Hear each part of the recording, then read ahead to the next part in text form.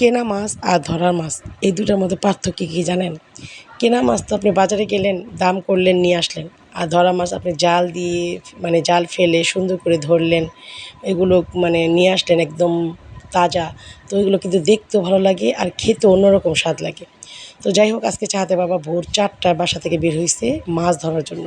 তো সে বড় মাছ, গুড়া মাছ, চাপিলা মাছ অনেক আইটেমের মাছই আনছে। তো সবচাইতে তার ফেভারিট হচ্ছে এই চান্দার গুঁড়াগুলা। তো এগুলো সে ভালো করে ধুয়ে একদম বলতেছে মচমচা করে ভেজে দিবে।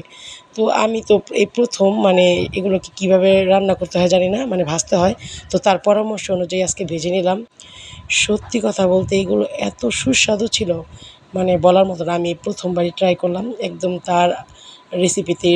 এটাকে ভাজা ভাজা করেছি শুধু, অনেক মশলা দিয়ে, স্পাইসি খেতে চায় তাই আমি অনেক ঝাল দিয়েছি। তা আপনারা আপনাদের মতো ঝাল দিয়ে নিতে পারবেন। এত সুস্বাদু হয় ভাত দিয়ে খেতে, মাশাআল্লাহ। আমি প্রথমবার খেয়ে একদম ফিদা হয়ে গেছি। তো ইফতারের পরে আমরা শুরু করলাম মাছ ভাজা আর ভাত খাওয়ার জন্য। আজকে আমরা প্রথমেই ট্রাই করব একদম মচমচা চান্দার গুঁড়া ভাজা। তো এটার রেসিপির নাম কি দেওয়া যায় আমি জানি না, কিন্তু আসলে খেতে খুবই সুস্বাদু হয়েছিল।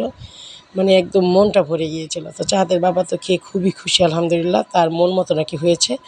তো যে কোনো জিনিস যদি আনার পরে যদি তার মন মতো হয়, তাহলে কিন্তু এটা খেতেও স্বাদ লাগে অন্যরকম, আর নিজের কাছেও ভালো লাগে। তো বাসায় যখনই যেটা তৈরি করি, যদি মেয়ের আর মেয়ের বাবার পছন্দ হয়, তাহলে আমার কাছে খুবই ভালো লাগে।